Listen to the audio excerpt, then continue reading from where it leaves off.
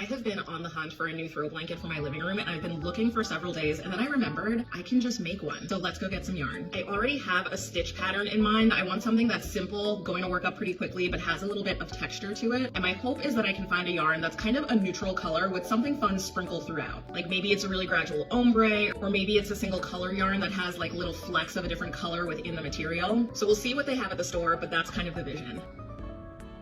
This is kind of the vibe. It's one color with just some speckles, but I kind of wish it wasn't so pinky. I feel this is the right color scheme, but I think it changes colors a little too quickly. I wish it was a little more uniform. This one is super, super cute. It's a little too neutral for what I was envisioning, but this would be great for a different project. I really like this one, but it kind of makes me nervous that the flecks are like three-dimensional. Like they actually hang off of the fiber instead of being part of the fiber, if that makes sense. Because this is a bigger project than I am currently used to working on, I feel like I need the biggest skeins humanly possible. Okay, this one is getting close. I love how big the skein is. I love that it's got little flecks that are not hanging off of it, but I wish it was kind of bluer. It's also really, really soft. I think we might have a winner here. I wish it had some flecks of brown, but I appreciate that it's primarily white with flecks of blue, which is kind of what I had envisioned in my brain. I'm gonna hold this one while I keep looking. Okay, I kind of like this one because even though it's super neutral, the black almost looks like a navy.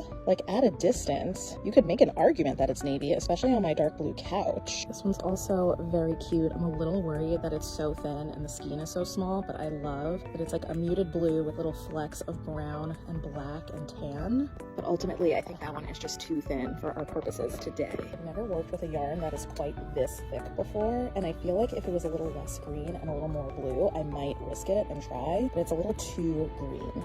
Gosh, this one would be amazing, but again, I'm just like a little nervous by the size. When it's that thick, can you even call it thread? I feel like it needs a different name at that point.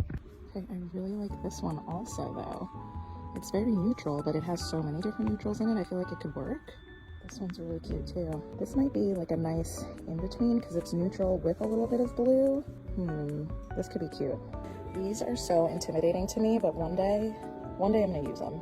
Okay, bag full of goods, and we went to Ulta. Let's go home and start making this thing. Okay, we're back. I have two choices for yarns. I would love your opinion. We ended up with a Karen Skinny Cake in the peach mint color. I just thought this had literally every color that I could envision being in my space. And then I also got this yarn from Loops in Threads in Parrot Multi. I thought this was nice because it's neutral with a little splash of color. This is exactly what I was envisioning when I first went to the store. Comment down below which one you think I should use, and I'll see you in part 2 when we actually start to make it.